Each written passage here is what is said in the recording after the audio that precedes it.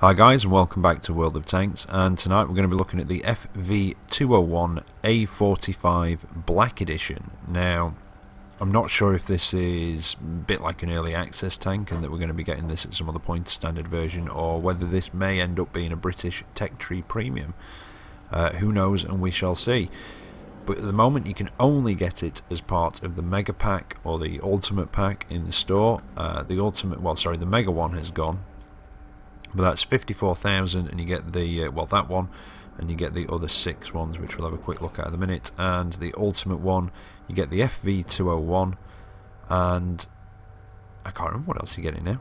Come on, I wish you'd hurry up. There we go. The T34. I think I want to say the IS6. Yay, the IS6. There we go. And the Lerva. Yep, there you go, the Lerva. So they're the 4 that you get in that pack. Now, that one is 35,700, and you can also buy the black tanks in 3 duo packs, or you can buy them separately on their own, and they have been discounted. They are still a little bit more than the standard counterparts, but basically what they are is exactly the same as a standard counterpart, with a really nice paint job. In my opinion, I think they look absolutely gorgeous in black and silver. I think they've done really well with these. But with a whopping 75% crew, 75% XP bonus. They have the same silver earning bonus as the standard versions, but they, like I say, a massive 75% XP bonus, which is phenomenal for tier 8. To put it in perspective, the T34, the standard one, has a 15% crew, 15% XP bonus. Some of them, I think the Lerva even has 10, although I could be wrong on that one, but 75 is damn good, so you can train crews up nice and quickly. But we're here to talk about the FV201, because that's the only one available in those packs at the minute, and there may be people thinking, well, I really want that tank, so, you know, I'll buy the pack for it. The way I'm looking at it is that I've purchased the other 6 tanks and got a discount on them, and then got this one for free, because if I didn't, I'd be quite annoyed, because I'm going to be brutally honest, this tank is not very good. It seems like a medium tank that thinks it's a heavy, with none of the benefits of either class and all of the drawbacks, unfortunately. It's basically, it was designed to be a replacement for the Black Prince, and it used some of the parts from the Centurion, hence why it looks like that. But essentially it's the stock turret off the Carnarvon, which is the Centurion Mark II turret, with a 17-pounder from the stock Carnarvon as well. And it seems to be a widened Centurion Mark I hull with the armour of the Centurion Mark I hull. Now, it does have 10 degrees of gun depression, which is very, very good. And when you're using the gun depression, the turret can be quite bouncy. It's got 152mm of armour on the front of the turret. And anyone that's been in the Carnarvon will know that that is, you know, quite a good turret when you're using your gun depression. And your gun mantle's not too bad either. But that's about it. Like I say, it's a bigger Centurion hull, a bit like the Carnarvon is. It's got the armour on the hull from the Centurion, which is 76 on the front, 51 on the sides, and 38 on the rear, which is not very good. It's slower than the Carnarvon, and seems to have quite poor terrain resistances as well. And that 17-pounder is fantastic down at tier 6 on, say, the Tog, or the Boilermaker, the Firefly. But up at tier 8, it's more of a liability, to be honest. You've got 150 damage on a heavy tank at tier 8. You have to hit things a hell of a lot, and your rate of fire isn't even brilliant at 13.9, I think it is, rounds a minute. But let's have a look at that now, shall we, the gun, when I'm done ragging on this tank. It's got an 800 horsepower engine, and essentially what you're getting is a stock Carnarvon, but with weaker armour, but no mobility increase that normally comes with having thinner armour. We've got an 800 horsepower engine. It's a quick fire 17-pounder Mark 7, same as the stock Carnarvon. 13.95 rounds a minute, 171 pen, 150 damage. The damage is, again, be brutally honest, pitiful for a tier 8 heavy tank. It's horrible on the stock Carnarvon, and the Carnarvon only gets good when you get the 20-pounder. It's got 239 on your premium ammunition with 150 average damage, and then 38 190 on your HE, which are, well, hardly worth bothering with at tier 8. Aiming time is 2.3 seconds and the accuracy is 0.39, so even the accuracy I don't think is good as a stock Carnarvon, which is a bit of a disappointment. Traverse speed is 28 degrees a second on the hull, which is not too bad. That is better than a fully upgraded Carnarvon, and obviously the engine is a lot better as well. I think the stock one gets 650, fully upgraded something like 810 or 850. I'll have to have a look, could even be 870. Anyway, turret traverse 36, which isn't too bad actually. That's, you know, that's not bad at all. View range 380, which is a bit lower. The British tanks, well, it's 400 I think on the Carnarvon, 400 on the Centurion Mark 1 as well, so that is a bit lower than those, but it's still not too savage. Signal range is pretty damn poor though at 570 metres, so you are going to have trouble keeping in touch with the rest of your teammates, to be honest. Equipment wise, I've got a gun rammer on it at the minute. You really need to make the most out of that rate of fire and increase it as much as possible. You do very, very little damage with each shot, so you really do need to try and increase it. And I'd possibly say vents to try and get those crew skills up a little bit more. You don't have ammo racks in the front, which is a good thing, but just wait till you see them. And then I'd either go for a gun lane drive or a vertical stabilizer. This is very, very much a support tank, and you've got to work the ridge lines in it to take advantage of trying to increase that upper plate or the upper glacis, and try and increase the angle on the top of your turret as well. Skill wise, well, this is on the Xbox. I got them in here to set me up for a crew trainer for every nation, and well, I've not got any. I actually, to be honest, and this will explain some of my actions in some of these games, I've gone all day thinking this was a bloody medium. I don't know how I've done it or why I've done it, but I honestly thought it was a Centurion, just a really horribly slow Centurion, and it was only, I think possibly for the last match, no, not even the last match, it was not long ago that I actually realised it's heavy, and it made a lot, well, it made things make a lot more sense. I was getting pretty damn unhappy with it. I mean, like I say, it's still not a particularly good tank in any means. It just, apart from the gun depression, the turret when you're using the gun depression and the turret traverse, which is, you know, alright for a heavy tank, it's a pretty poor tank. 31 km/h top speed, which is again quite slow. It's slower than the Carnarvon. Reload time 4.3 seconds, but you know, like I say, it's a fairly good rate of fire.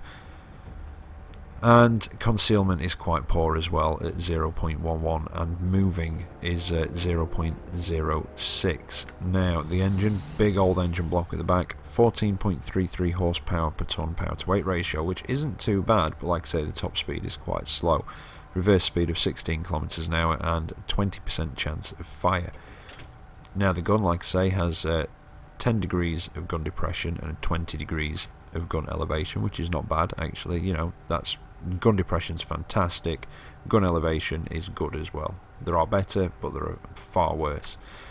Terrain resistances, well, I've already mentioned the hull traverse 28 degrees a second, which is not bad for a heavy tank, but the terrain resistances make it feel quite poor. It does feel very sluggish, well, on most terrain, to be honest. I suppose it's not too bad on hard terrain. It does reach its top speed, don't get me wrong, but it does seem to slow down quite a bit on various terrains.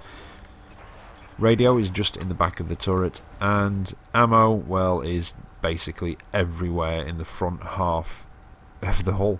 You know, they're a bit harder to hit through the front because they are a thinner profile, and the other ones are further back, but basically, yeah, you hit it anywhere in the front half of the hull and you are more than likely going to damage the ammo rack. It has a lot.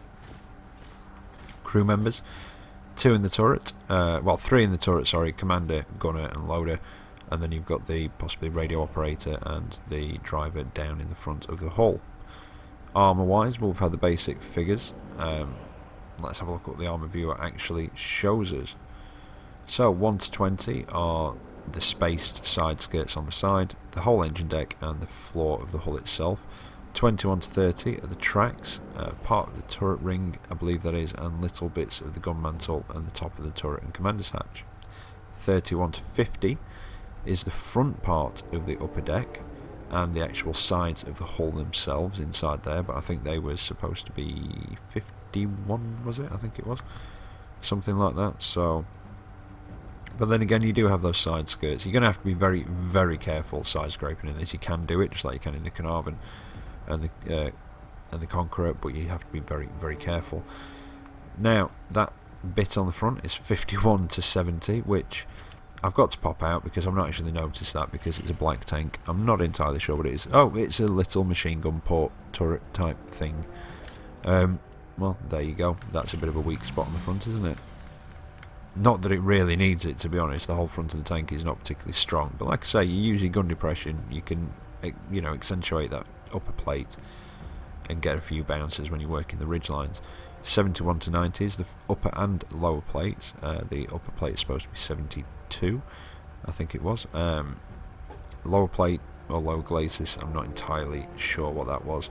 And it's the sides and the back of the turret and around your commander's hatch. Now, your commander's hatch is quite small and it's fairly hard to hit. And if you're using your gun depression coming over a ridge line or a hill, that is going to be a very hard target to hit, and you will bounce a lot of shots doing that way, but it does seem very specialised. Now, 91 to 120, the very front of that little machine gun bit on the front, a thin strip across the front of the hull, and strips down either side of the turret itself and across the top and bottom of the gun mantle, and then the 121 to 160, which is the 152 listed, I'm assuming, which is the front parts of the gun mantle itself and all around it, the surrounding area of the front of the turret. So if you've got one of these, basically hit it in the hull. That's about it. If it is side scraping, because like I say, you can do it, depending on which side they are. You've got that little machine gun bumpy bit on the front there. The other side, maybe go for the commander's hatch, that sort of thing, or possibly that flatter part of the raised engine deck just behind the turret would be a good place to go for if you're close up fighting, like round a corner. Crew skills, well, like I say, I've gotten on it. I did start talking about them, went on about thinking it was a medium tank all day. But yeah, I'd have gone for repairs first, then Sixth Sense, then repairs, track mechanic, definitely off-road driving, clutch braking, that sort of stuff. Maybe snapshot for popping in and out, but yeah, this is very much a support tank and ridgeline fighter. And if you've been through the Carnarvon and you could use the stock Carnarvon, you would tongue-tied, you would be able to use this tank. But I hated the stock Carnarvon with a passion. It was the gun. I mean, like I say, the turret, you can bounce shots, you can work the ridge lines, but the gun damage at tier 8, it was just horrible, and that's the worst part about this tank, I'm afraid. But anyway, I think what I'm saying, unless you really loved the stock Carnarvon, don't buy one of the black tank packs just for this. Excuse me, my voice is going there. Just for this tank. Buy it for the others. The other tanks, most of them are pretty good in their own way, you know, and I'm a bit of a jack of all trades and I do like playing all the different tanks, but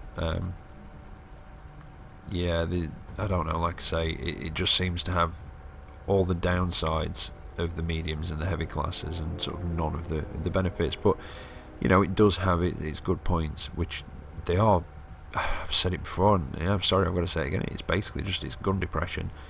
And it's bouncy turret when you're using that gun depression. But anyway, like I say, let's get into a replay and see how it actually handles. Right, so here we are on Highway. It's a tier 8 match, is it? Yeah, tier 8 match, and it's a standard battle. Now, I did forget a couple of things in the garage. I think I was too busy badmouthing this tank, and I don't honestly, I don't normally like doing that. I mean, there will be people out there that will like this tank and will get on with it, and I've had a good result in it. I'm not going to say more than one. This match is not brilliant, but it will highlight some of the strengths and weaknesses of it, get that out of the way. But I did forget to mention it has preferential matchmaking, so it only sees up to tier 9, which is a godsend. Really, it should only see up to tier 8, but you know, you can't have everything.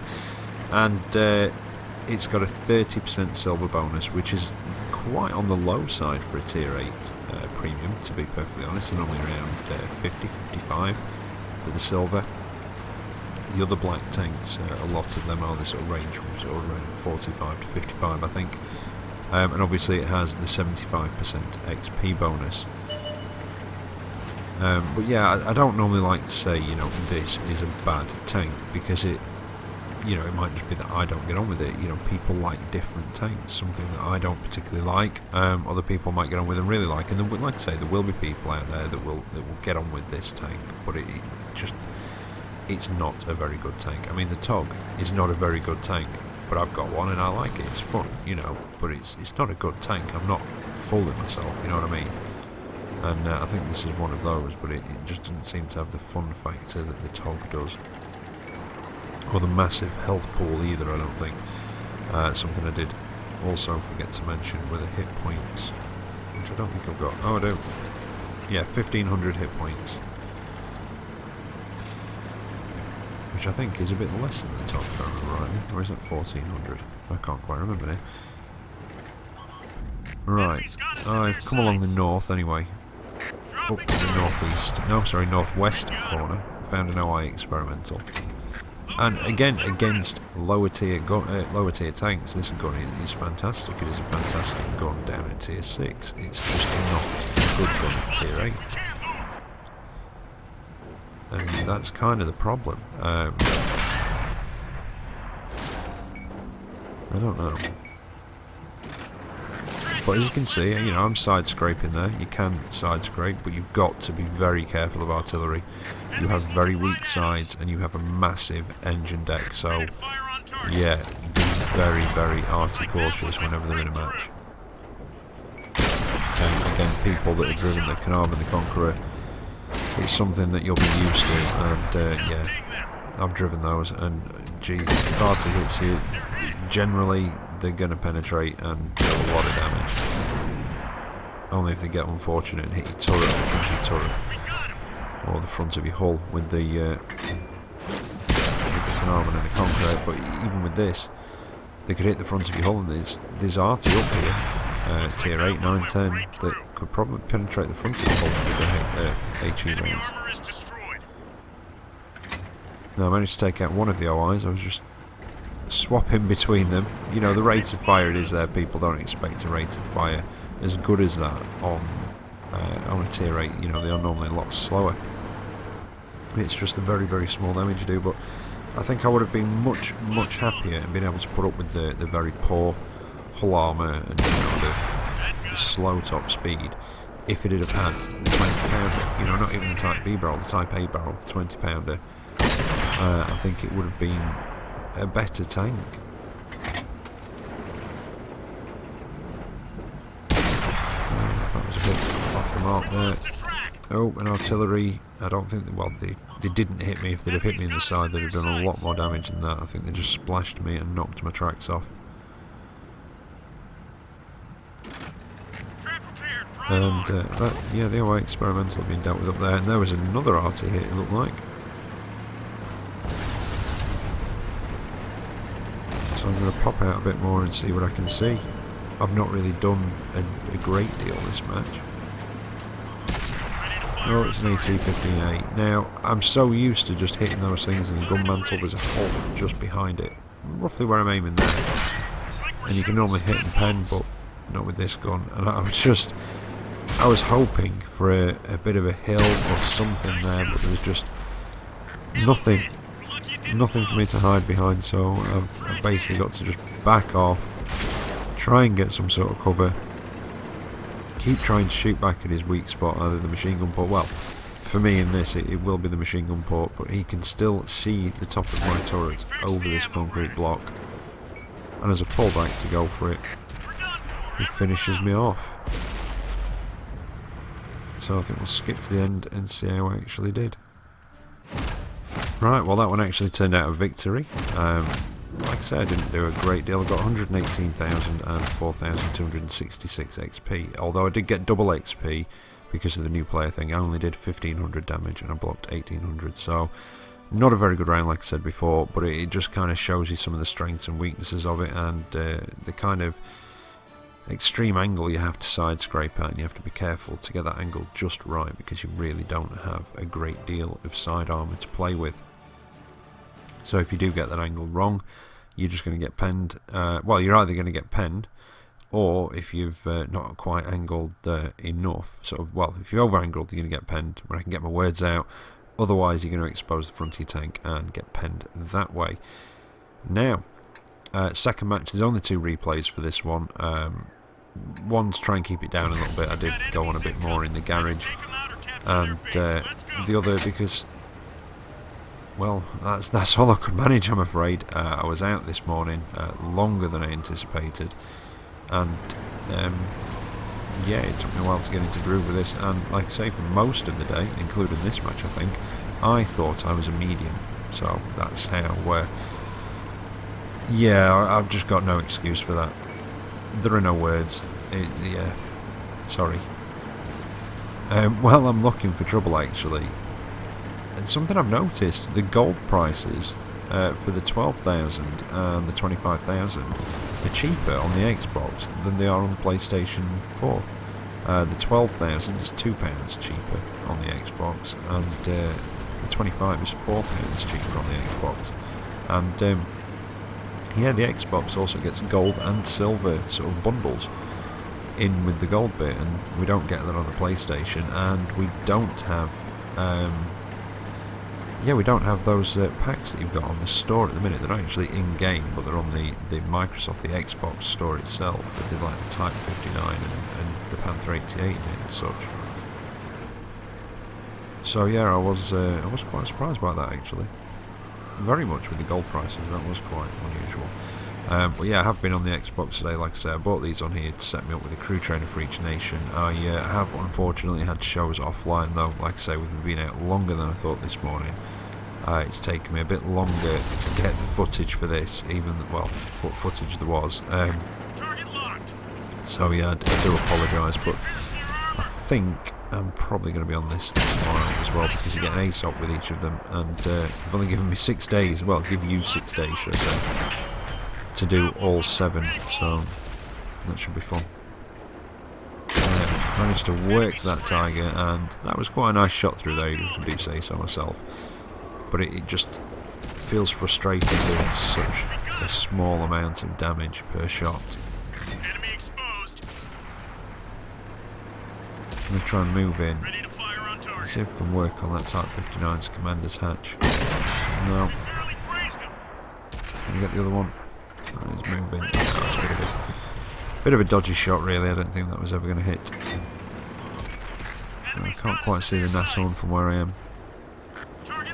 Let's keep working on this Type 59. There we go. Damage his engine. I'm starting to... I think there's an ammo rack around there. I can't quite remember the Type 59 now. So I think I'll go back to trying to shoot for the engine and see if we can set him on fire. And I took a hit in the side there from most likely that T-32, but it looked like he got one in return from the Tiger 2, possibly. Not entirely sure. And I've got a lever. I can just see his commander's hatch. That's not a particularly big commander's hatch either, compared to some. And it's just a case of, I'm using my gun depression, although he did manage to pen me there. But I'm going to use my gun depression and just work on that hatch. There's an IS-3 behind him now. Yeah, he's got to react to him, which just gives me his turret to put him into instead. Now, something I'm going to ask of you guys as well. I made a list of the tanks that people have been asking for me to review. Obviously, I'm going down the British heavy line at the minute, so you know you don't need to ask about those. I'm pretty sure the Lerva was one of them as well, which I can now do. Oh, there's a stir in here. Hiding behind the rubble. Keep putting him into his side. And it does soon add up. Like I say, you know, I can use this tank, and it's just, I don't know, it's a stock Carnarvon and I really didn't get on with it, but with just a bigger engine. But anyway, yeah, sorry, I've lost the list of the tanks that I've been asked to review, so if any of you guys have asked me to review any particular tank, if you could leave it in the comments of this video, and I can make a note of them again somewhere a bit safer on the phone this time, instead of old school with paper and pencil. and I can try and get them done. Like I said, I think I know the Lava was one of them, but I can't remember the others. Now that Centennial is looking a bit unhappy.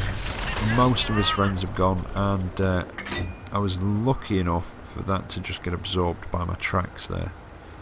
And he's got an IS-3 moving in on him. Now the Centennial's a good tank as well. That machine gun port is a bit of a hard weak spot to manage at times, and you've really got to be hiding your lower plate because the hull is a bit soft, shall we say. And I've now got his back, and I managed to finish him off. Now, something I have got to say in the sort of defence of this is that with these low damage guns, quite often you can put a few shots into people before they actually start paying attention to you. They kind of ignore you sometimes in favour of other tanks, and it can allow you to get quite a bit of damage done while they're trying to get rid of the stuff that they deem as more of a threat. You know, the lower rate of fire, higher damage guns. But it does add up. But there you go. That's the FV201 A45. I can't honestly recommend buying the pack just for that tank. Like I say, I look at it and I bought the others, and I got them off for free, but not a bad match. 192,000, but that is doubled. A nice chunk of XP, but again doubled. 3,000 damage done. I have turned my achievements off now, so I do apologise. And I got my ace tanker out of that as well, but I'm assuming that there's not going to be a great deal of people playing in this one. So, yeah, there you are. And I did pop back to the garage by accident, so I do apologise. And I did put them back up again, the results for you, so you can see them properly. It's getting used to my new setup. I'm very used to on the PlayStation, just having a good match, pushing one button and saving it. And I'm not as used to it on here yet, so I do apologise for that one. And it was such a small little hiccup, I thought I'd just leave it in there.